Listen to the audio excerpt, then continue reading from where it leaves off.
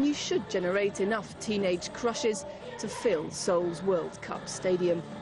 A national love story where commitment is measured in coloured balloons. How popular Facebook and Twitter are here in Indonesia. We'll be back with you in just a moment.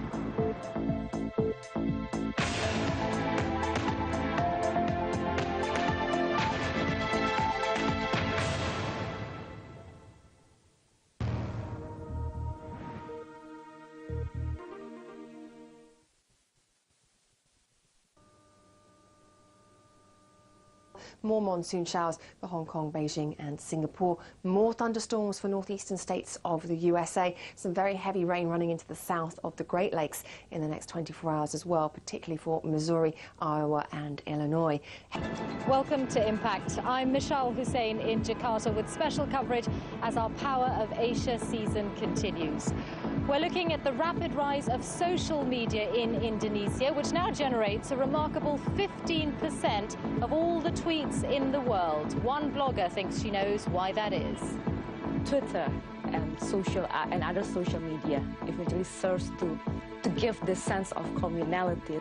And I'm Ross Atkins in London. In other news, fleeing from fear, the thousands of Syrians seeking refuge in Turkey. Those are our Impact headlines today.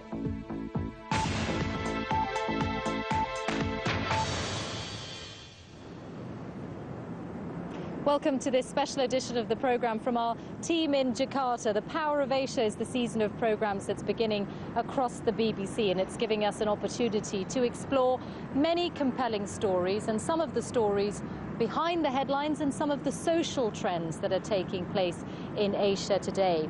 One of those that's really caught our eye here in Indonesia is the rapid and huge take-up of social media. Indonesians are absolutely prolific Facebookers and tweeters and bloggers. I'll be speaking to one prominent Indonesian blogger in just a moment. But first, I've been out and about to explore why social media is so huge here. Jakarta, an urban sprawl home to 10 million people drawn from every corner of Indonesia. Not everyone has benefited from these boom years, but everywhere you look, the mobiles are out in force. This is Indonesia's cell phone generation, but for them, calls and text messages are already passé. It's Twitter and Facebook that capture their time and attention. In fact, Indonesians appear almost addicted to social media. They generate an astonishing 15% of the world's tweets. Only the US and Brazil produce more. And in just 2 years, Facebook here shot up from 1 million to 40 million users. So what has made these services such an essential accessory for the young Indonesian? I met two who can't imagine their lives before the likes of Twitter. Mostly I use Twitter is for myself, from what I'm thinking about, from what I see, and well, it's most about private matters. So it is a part of your work as well? We should have a Twitter account. Each of the radio announcer should have a Twitter account, and then also to promote our show. Smita, what does social media mean to you? Basically, just keep in touch with my friends. You cannot meet your friends every day, you know, because like the worlds are crazy now. The city is way too big to meet every day. So I use it to update it myself about my friend, how they are doing. So it's an alternative to face-to-face contact. Yeah. Some of my friends live in the suburbs, not in, you know, in Jakarta. So yes, the easy ways to meet, to get to know each other, you know, every day. Keep in contact, keep in touch. Most Indonesians spend less than $5 a month on their contracts, and that includes unlimited access to Facebook and Twitter. Margarita Astawan is a prolific blogger whose work has been turned into a series of books. She believes social media is a perfect fit with the way Indonesians like to live. There is a strong need to connect with people, to form community, and to actually have a shared feeling and shared understandings among them. Twitter and other social media eventually serves to give this sense of communality, a sense of community. And it's a trend that sits well with the political change Indonesia has seen over the last 14 years, an online openness that's gone hand in hand with a journey to democracy. So let's meet one of the most prominent bloggers here in Indonesia and try and explore this trend that's been taking place over the last few years. Ong Hok Chuan, welcome to Impact. We've been hearing that Indonesians enjoy social media because there's some kind of sense of community that mirrors their lives. Is that the case, do you think? That's right. I think Indonesians love to get together, love to work in communities.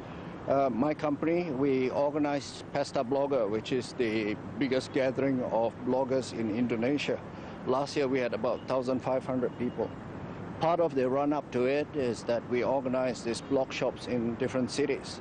And one of the things we find is that every city has at least one major big group of bloggers who organize themselves, they get together. And that's the difference between Indonesia and a lot of places. A lot of places, bloggers want to be left alone.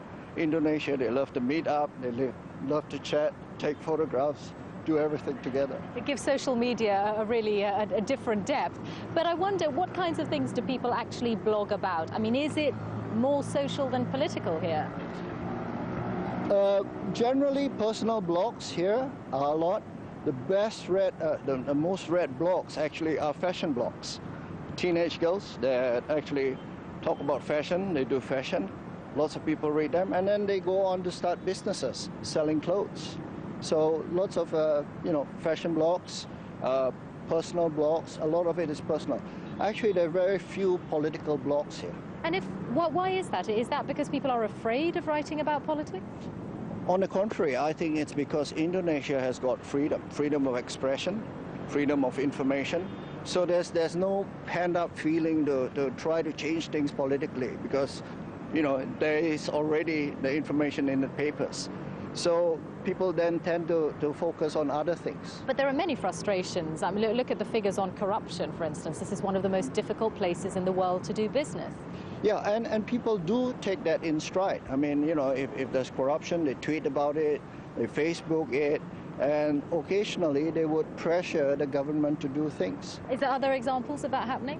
Not on corruption that I can think of specifically, but there was a case whereby a woman called Prita Mulyasari had complained in an email to her friends about her treatment in the hospital. The hospital sued her, and because libel in Indonesia is a crime rather than a tort, she was imprisoned for it. So the onliners got together and started a campaign. And they pressured it, and they also even raised money. I think they raised about 60,000, if I'm not mistaken.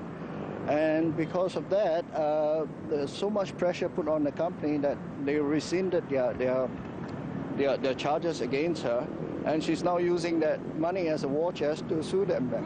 But is it really the case that if you were to tweet or put something on your blog that was anti the government, would there really be no comeback?